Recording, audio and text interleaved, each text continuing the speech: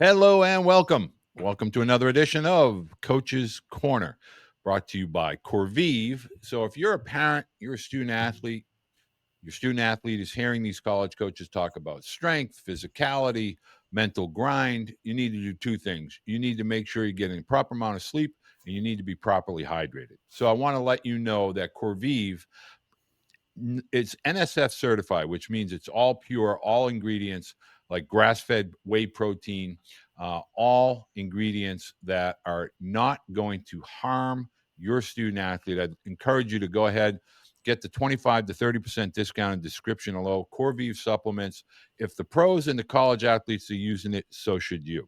Today, we are going to be talking to a gentleman that I consider to be the epitome of baseball lifer, meaning knows the game, grew up in the game each and every year, whether we're in DC or we're in Texas and Dallas, we're going to run into each other at the ABCA. And I consider him to be a baseball wise man. Why? Because Coach Adams, who we're going to meet here in a second, not only has been at the high school level, the travel ball level, now head coach at the collegiate level, played the game, coached the game, run organizations. This is someone that has great insight and intellect for parents and student athletes to benefit from. And we're going to talk to Clark State Community College head coach Doug Adams. Doug, thank you so much. I know we've been playing tag over the last couple of weeks, but I appreciate you taking the time out of your busy fall to join me today. Yeah, absolutely. I was laughing. Tuesday night is appointment scheduling for me to see you what you're going to talk about that Tuesday night around the 8 o'clock time frame, right? Using my wife's reading a book on the couch, and I'm sitting next to her, and I'm listening to you, and something we kind of do every Tuesday night because we don't get much time together. She pulls up a book at 8 o'clock because she knows we're about to listen to you talk, and so this is really cool for me to be on here. Obviously, I've really valued our relationship over the years. Just advice. I would shoot you a message and, hey, I'm struggling with this. What do you see? And so connected in the game that you could always help giving me either advice or a fresh perspective. And I've always really, really valued that. So I just want to thank you for bringing me on. Well, it's mutual, my good man. I mean, good baseball people, especially in today's world, I find it refreshing. Your candid, honest, obviously intellectual approach and knowledge for the sport, I think, is not only benefiting the student athletes that you interact with at the younger and now the college ages, but I think it's great to have a resource such as yourself for parents. And that's why I'm really anxious Yeah. to be able to share for parents, with parents, a little what I consider to be refreshingly like a breath of fresh air with regard to insight. And I really want you to start, because we were talking before we began to record here now, is I would love for you to share the realities of the high school / travel ball world. There is no such thing as a linear path or a direct path from the age of 14 and into college. Talk a little bit about now, more than ever, the value and the strength at the community college / JUCO level with regard to when you're going out recruiting. A lot of parents think, well, my son's been playing varsity for 2 years, 3 years, therefore he should be at least able to play JUCO. But what's the reality that parents need to be aware of within today's game? Yeah, I mean, I think it's just simply not true. I think everybody has a misconstruction of what is JUCO baseball. We're a D2 JUCO, and the level of player we're recruiting is talking to Division Ones and deciding if they want to be a preferred walk on or do they want to go to the D2 level or compete with us. JUCO is not quote unquote a fallback anymore. I think it's the next step. I mean, we've been fortunate with a few of our former guys who have went JUCO and then went to the Division One level. You look at Jackson Duncan, who just threw I think 15 innings for Georgia State in the fall. Who was at a JUCO, played for us in high school from Northmont High School, 6'7", right-hander throwing 97, was in the Northwoods League this summer.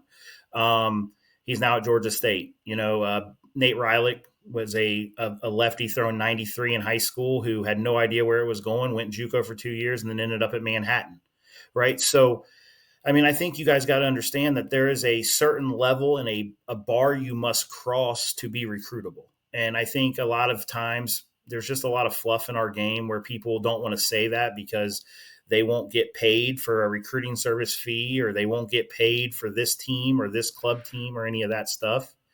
And I just don't think that that's real in our game right now. Not enough people are honest about our game right now. But there are Amen. benchmarks. There are benchmarks that we have to say. One of the things that I've been known for 20 years about, and it's burnt relationships, as you know, with me, is I'm as brutally honest as anybody you'll ever meet. And I'm going to tell you exactly like it is, whether it hurts my program, your game, your business. I don't care. I'm going to tell the players the honest truth. And sometimes that ends conversations and ends relationships. And at least I don't have to remember what I lied about. Well, I think let's stop there and let's talk about this for a second. In our world, at least our vision of our world, sometimes it's better to give feedback what they need to hear instead of what they want to hear. And that goes for both parents as well as athletes. Can you talk from a coach's perspective why that is so valuable to the athlete, long term, as opposed to the short term, maybe feelings of being upset, but in the Absolutely. long term, you're actually helping them Yeah. become So, better? I think I had a conversation with one of our catchers today at Clark State. And he's a really good player, wants to be a Division I guy, and we'll see. I mean, I'm not saying it won't happen. It has a good shot. We're going to push him hard. But what we did was there's a couple of weight room numbers, and there's an arm velo number that he has to chase. So him and I went to a board, and I comped him to one of our former players who's a D1 catcher now. And I said, okay, in the deadlift, do you match? Well, I'm better. In the broad jump, do you match? Oh, I'm better. Okay, in pull-ups, are you better? Well, no, he does 20 more than me. Oh, okay. In the 10-yard, are you better? Well, no, he's got me by 0.17 seconds. Okay. And we went through every line, and he saw the power production. And that guy's 82 from the crouch, and he's 78. Well, I could just tell him he's great, and these coaches just don't know what they're doing. Or I can say, okay, well, if we improve these 4 areas and you match him, then you are a D1 catcher, right? Because he is. Oh, that makes sense. So now this 30,000 foot viewer, he's chasing this offer. Now he's chasing these 4 numbers. He's chasing these 4 things in the weight room. By creating more power production, he's going to be more recruitable, and he's going to be better on the field.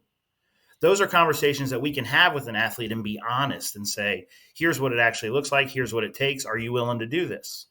Well, if you're not, it's probably time to go do something else.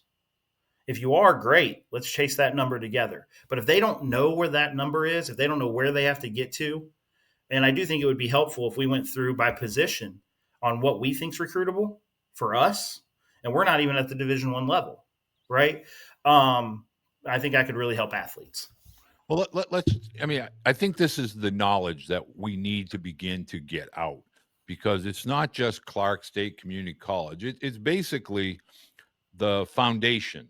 So let's just start there, and let's go with the middle guys, the middle infielders, center fielder, and the Yeah. corner guys, and Yeah. obviously some of the catching metrics. But let's Yeah. talk about that so parents have a firm understanding, or more importantly, athletes have a firm understanding of the baseline they need to be chasing.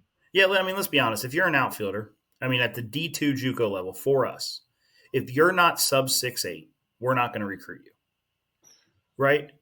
Right. We're not going to. And that doesn't, now if you're a 6'9" guy and you hit the ball out of the ballpark and, well, I'm 96 from the outfield. Okay, we might make an exception, right? But just basic, we want you to be sub 6'8", like 6'8" or better. And that's first in the outfield. Now, corner outfield, center field, probably 6'7", 6'6". We just committed a center fielder from our area who's a 6'5'9" guy, left-handed batter, top of the order type guy. He's 6'5'9". So I probably want you sub 6'7" to be center field at a D2 JUCO. 6'7" to 6'9", we're good with on the corners. If you have a big-time arm in right field, that can maybe get you 7 flat, 7-1 if you hit the ball at the ballpark and you throw it 95 plus, and that's in the outfield. Middle infield, you better be 90 across the infield, especially if you want to play on the left side, short and third. You better run sub 7, right? And you obviously have to have hit tool and all those things. Those things matter, but these are minimums to get in. If you say you're an 86 guy, well, I can really play the position of shortstop. I've got great range, this and that, lateral quickness. Okay, all that matters. But if you're throwing the ball 84, you're probably a second baseman. So do you have the ability to hit the ball at ballpark? You know what I mean? Even at second, we want 85 plus. At first base, yeah, I'll give you a 7-6 runner. If he runs bases smartly, doesn't waste steps, then you got to watch him play the game. But he better consistently hit the ball at the ballpark. I know you were talking about last night, very honestly, when a question was asked to you on your show of 250 at first base with 20 pumps or 400 with two. Well, I mean, I'm telling you right now, I'm taking the 250 with 20 pumps.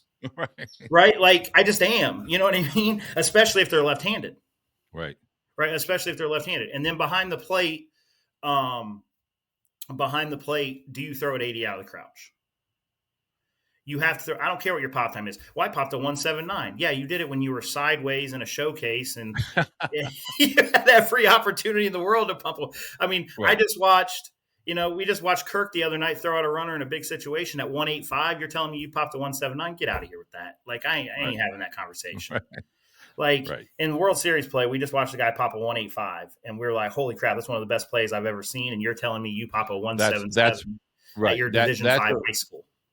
Right. And I think so parents, what you really need to understand, and I think, as Doug and I are talking, one of the things that you have to understand is coaches at all levels at the college level. There's no such thing as, well, D1 looks for this, Clark State looks for that. All college coaches operate within the same parameters. They obviously know that certain athletes are going to have more opportunities at a certain level. But by and large, in today's world, what I want, and I'm going to ask Doug this question here. And Doug, I want you to explain it from your perspective as a head college coach at the JUCO level. Now more than ever, athletes are looking for JUCO spots because it is a pathway to the 4-year schools, whether that be NAIA or NCAA. But by and large, you're looking for the same types of athletes that all other levels of college are looking at. This isn't JUCO is this and Division III is that and Division II is this. Basically, all of college baseball kind of has a similar foundational approach with regard to metrics, analytics. Can you explain that to parents that might think, well, I'm going to be able to go from high school to Clark State because I've been a starter in high school or travel ball, but that's not always necessarily the case. No, that's not true. I mean, we've had camps where, guys who they play hard. They're probably decent in game against high school guys, that just, they ain't going to play here. But I mean, I think you're right because, like we just had a kid from our Springboro in our program who is going to a D3 in Ohio, who's a good D3, nationally ranked top 25, and he's 85, 87. And that's a D3 guy, now 10 years ago, we're having a different conversation about that young man. You know what I mean? So then he's got to make the decision. Okay, do I want to go D3 or do I want to go JUCO and chase that opportunity? Because for me, if I go out and I bring in a bunch of bad players, I don't want to say bad players, that's the wrong word, but if I bring in players who aren't as qualified to play at Clark State, like my job at Clark State's different. Yes, we want to win and we want to try to get to Enid, Oklahoma and all those things over the next 5 years. We have goals as a team to do that. But for us, it's very simply, if I can't get this, like our ace just committed to a D1 Sunday, right? If I can't get them to that Division I school or that Division II school in 3 years, then my JUCO is not going to be successful anymore because that's right. That's our first responsibility is to get them placed. So if I bring in guys who don't match the measurables that a D1 or D2 coach needs, I can't call that D1 and D2 coach who I've had a relationship with for 20 years and say, you should recruit this guy. He would laugh at me on the phone and say, Doug, I think you're getting senile. You need to go back to work. Right. And that's just being honest. But we can't put that on, on a podcast or on TV because that's not going to sell a recruiting service. That's not going to sell what's coming next. Well, on that topic, how do you have dialogues with parents or athletes when they're coming into your office or you're reaching out for the first time? What's generally the reaction when you say, hey, Coach Adams here, Clark State, I watched you play at so-and-so. We have interest in you. What do you find is the biggest disconnect between the families or the athletes and the role that JUCO can play for their college path within not only academics but athletics? Well, I think a lot of guys like you have changed kind of the stigma that comes with JUCO, because it's changing. The biggest thing I have to deal with is that Clark State baseball won 14 games last year. You know what I mean? So I've told a lot of athletes, anything that happened before August 1st, you can't blame me for or give me credit for. Right? You got to look at what we're doing now. You know what I mean? And so, I mean, that's our biggest fight right now, is to understand that this is the new Clark State. I'm not saying it's better or worse. It's just different. And, and there's a lot of change going on in our program. And I know it's making some of our players uncomfortable because change is uncomfortable. But it can't be different without change. And I think change is healthy. And I think it makes you a better version of yourself. So that's what Talk we're dealing with, is trying to let people know that this is a different program than because the standard, this coach reaches out to me. I go to the website. What was their record? What is the record the last 3-5 years? Well, I can tell you, I mean, last year we were busy winning a conference championship in high school baseball, me and Coach Rayburn. So the fact that we're here now with Coach Russo, who played at Marietta and, played in a national championship game for Coach Brewer and all that, the fact we're here, I mean, we can't take any credit or blame for whatever happened last year. So if you're going to hold us to that standard, I mean, I don't think that's fair to our coaching staff. Well, talk about that though now, because I went through this, at the Division III level, and I'd have opposing coaches say to the guys that I was recruiting, "You really want to go to a program that hasn't won a ball game at the Division III level, and they really don't even have a field." When you're a new staff coming in and you're trying to energize and bring in change, is hard because certain athletes get comfortable, and when you start to say, we need to begin to get uncomfortable, we need to be more aggressive, more attention to detail, and we need to start imposing our skill set and putting other teams on the defensive. Talk about why that sometimes can lead to a decisive moment within a program, because essentially what you're doing is you're making everybody uncomfortable, not only your own program, but all the other programs that used to look and want to schedule Clark State as an automatic W. Yeah, that's for sure. Yeah, I mean, I think all those are great points. I mean, I think for me, it's very simply make it about the athlete. Understand what's coming next for them. Understand that our fall schedule was better than they've played in the past. We got to play D2 Walsh and D2 Ohio Dominican and Uno and Indiana Wesleyan, and which is a really good NAIA program that was in the World Series 2 years ago, 24 maybe Yep. 23. Yep. With when Ian McDonald was there, who's now with the San Francisco Giants, and I think Matt's going to do a killer job at Indiana Wesleyan. And we took it in the teeth over there a little bit, but they got to see a couple guys that they like off our roster, and you know what I mean? And it goes to show these guys, that change is necessary, right? Because, I mean, no offense, I'm not trying to compete against whoever we're supposed to compete against. I'm trying to get these athletes placed to a 4-year where they can go and make an impact. I'm not interested in them putting on the uniform. I'm interested in them getting between the lines wherever they go next. And, and I think a lot of that has to do with when you're talking to these recruits and you're trying to change that and change the culture of the program, you just have to be honest and you got to sell what the program's going to be. And what our program is going to be is player first. Players don't care how much you know until they know how much you care. Love first, teach second. That's going to be Clark State baseball. Love first, teach second. I'm going to tell you I love you, but in love, I'm going to hold you accountable. It is not love if I don't hold you accountable. That's tolerance, and that does not help anyone, and no one around you gets better. Now you can tell why I'm a big Doug Adams fan, and why these are the types of coaches. And if we just really widen our lens and we take a look at baseball, for the vast majority of all athletes that are in high school, college is the final frontier.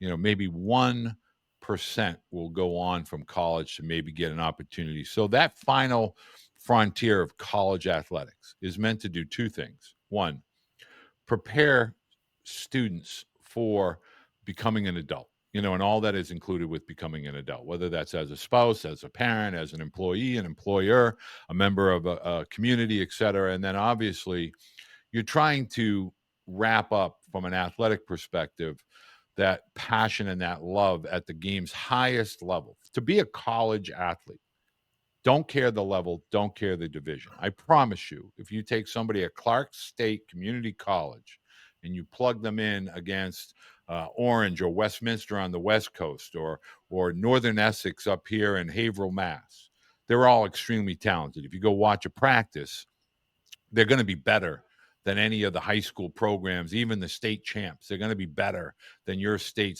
champion team. I promise you that. And so college athletics is all about having a mentor such as Coach Adams that is essentially saying, my job here is to prepare you to be the best version of yourself between the lines, off the field of play, in the classroom, et cetera, so that when you go to your 4-year school, you'll know that you're ready. You don't have to wonder. You don't have to doubt yourself. You'll know that you're ready to participate at that 4-year program. And so, Doug, I have to ask this question because I know I'm going to get it from parents. Are you know? Let's talk about the student athlete that might live Illinois, might live Ohio, might live in Kentucky, might live in New Jersey, Pennsylvania. Are you recruiting those types of athletes if they reach out to you and they say, oh my gosh, I want to play for that guy? Is that the type of school that would take somebody from out of state? What's your response to that? Absolutely. We just committed a middle infielder from North Carolina, Steven Zadal, Oh, okay. right? Wow. So we just committed a middle infielder from North Carolina, 6'8" runner. At least that's what he ran, a 6'8" for us. He claims he's run faster. Well, I can tell you on my stopwatch it was 6'8". But he can really hit. You know what I mean? I've told him I don't know if he ends up there or ends up in a corner outfield spot, but we just committed a kid from North Carolina. We just had a kid on a visit from Indianapolis. That Coach Vittorio. I don't know if you remember Tony V. Yep. He set me up. Coach V set me up with two guys who just toured here. I just had a conversation with a kid from Memphis, Tennessee last night. There's another kid from Indiana we're talking to. There's a kid from South Carolina who came to our camp on Saturday, 6'3" right-hander, who has a chance to be really, really good. And we are going to expand. Now, most of our commits are Ohio-based, just because of the contacts and the programs around here that I have faith in and trust. And I know they've been developed the right way. We are at 18 commits, and at the JUCO level, you can only have 30 in a class. Now, we only have a 27-man roster right now, with multiple injuries because of the previous recruiting. And some guys left when we got the job. You know what I mean? And I remember when we had one of our first meetings, I had a player call me, and I'll never forget this player. And he might be one of my favorite young men I've ever spoke to in all my years of coaching in 25 years. He called me after our first phone call and said, Coach, thinking about what you said, thinking about how the expectations are going to change here. I came to Clark State because I wanted to have a good time and play a little more baseball. This isn't for me. I wish you guys nothing but the best. And the self-awareness and the respect I have for that young man at 18 years old, right? Whew, if that young man calls me anytime the rest of his life, I got his back. You know what I mean? Like, to have the oomph to say that and the self-awareness to say that and be upfront and honest about it and not make excuses on why you didn't work later. Whew, that was incredibly impressive for me. But yes, we're going to recruit at a national level if that's what it takes.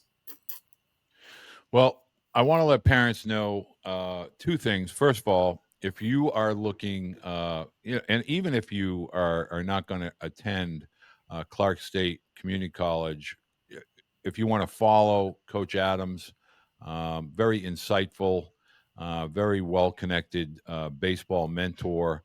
I'm going to have all of his information in the description as far as the contact for, Clark State Community College, Coach Adams, formerly known as Twitter handle. But I encourage you, if you're a parent and you're looking to gain insight into the world of college baseball recruiting, Coach Adams is a wonderful resource. I also encourage you, if you have interest in Clark State Community College, and I will tell you now more than ever, and it's not because I'm talking to Coach Adams. JUCO baseball now, I think between JUCO and NAIA, they're seeing an absolute deluge of athletes that are now trying.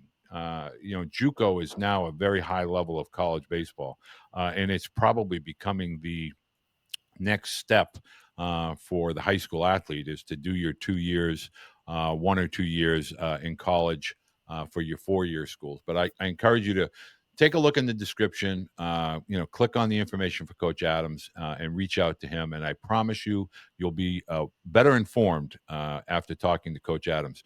Doug, I want to say thank you for taking the time, because this has been a long time coming. Yeah. I know you and I have talked when we were in Dallas, but I think this is a great step in your coaching evolution as far as now getting into the JUCO world. And I wish you nothing but success, not only at Clark State, but also in the future, wherever you may land. Yeah, no, for sure. And like I said, I want to appreciate everything you said, the nice things you said about us last night. Our talk at practice this morning was you calling them dirt dogs for competing this fall. After, and I think some of the players are starting to realize, because we pretty much have, we didn't recruit this team, right? We got what we had, and you know what I mean? We brought in 4 or 5 transfers when we got the job, but it went a long way when they heard you talk about them on this, on your little pod, and I think that went a long way with our guys. And kind of, I don't want to say they need a pat on the back, but sometimes it's nice to have that validation that somebody sees what you're doing. So I appreciate you saying that on here, because I know it meant a lot to our players.